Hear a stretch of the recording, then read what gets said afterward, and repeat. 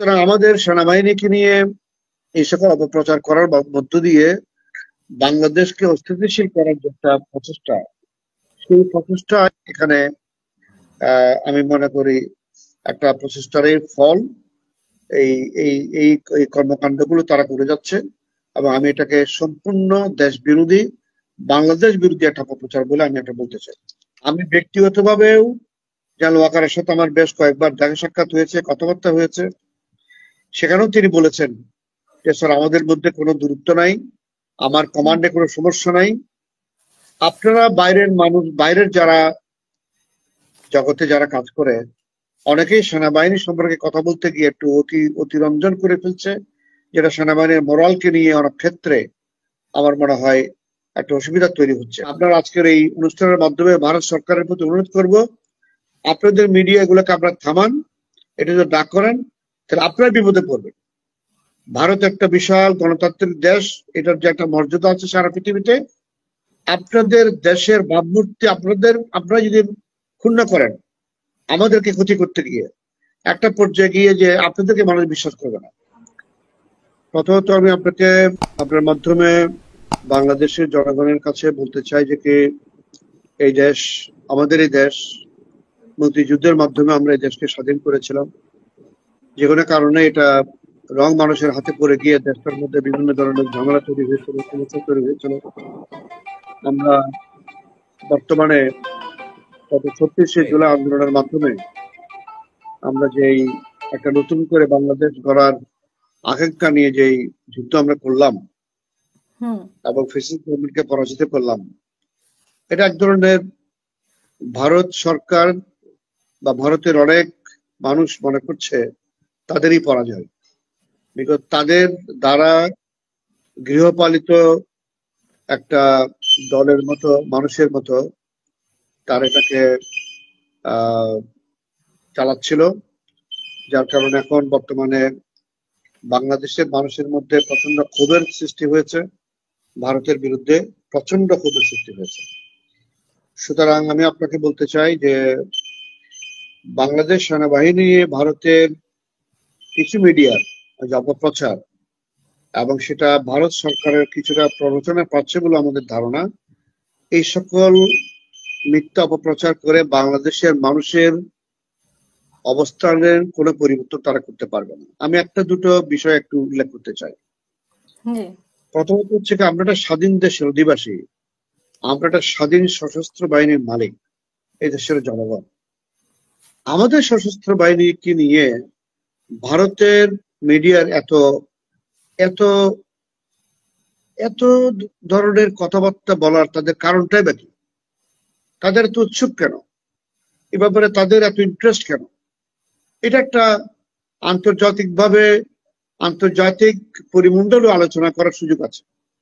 একটা দেশের সেনাবাহিনী নিয়ে একটা দেশের একটা মিডিয়াতে এইরকম অপপ্রচার চালাবে, এটা কি কারণ হতে পারে? তো সুতরাং আমাদের সেনাবাহিনীকে নিয়ে এই সকল অপপ্রচার করার মধ্য দিয়ে বাংলাদেশকে অস্থিতিশীল করার যে একটা প্রচেষ্টা, সেই প্রচেষ্টা এখানে আমি মনে করি একটা প্রচেষ্টারই ফল।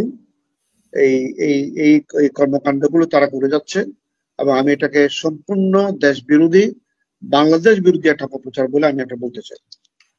বাংলাদেশ সেনাবাহিনীতে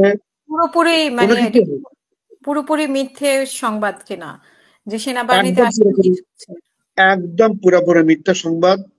আমাদের অনুজ, আমাদের ছোট ভাই যাদের সাথে আমাদের অনবরত একটা যোগাযোগ আছে, তাদের মাধ্যমে আমরা জানি যে সেনাবাহিনীতে বর্তমান জেনারেল ওয়াকারের কমান্ডে যে সেনাবাহিনী পরিচালিত হচ্ছে, এখানে কোনো ধরনের ঝামেলা নাই। He is absolutely United with his army. এবং আমি ব্যক্তিগতভাবেও জেনারেল ওয়াকারের সাথে আমার বেশ কয়েকবার দেখা সাক্ষাৎ হয়েছে, কথাবার্তা হয়েছে। সেখানেও তিনি বলেছেন যে স্যার, আমাদের মধ্যে কোনো দূরত্ব নাই, আমার কমান্ডে কোনো সমস্যা নাই। আপনারা বাইরের মানুষ, বাইরের যারা জগতে যারা কাজ করে, অনেকেই সেনাবাহিনী সম্পর্কে কথা বলতে গিয়ে একটু অতিরঞ্জন করে ফেলছে, যেটা সেনাবাহিনীর মোরালকে নিয়ে অনেক ক্ষেত্রে আমার মনে হয় একটা অসুবিধা তৈরি হচ্ছে।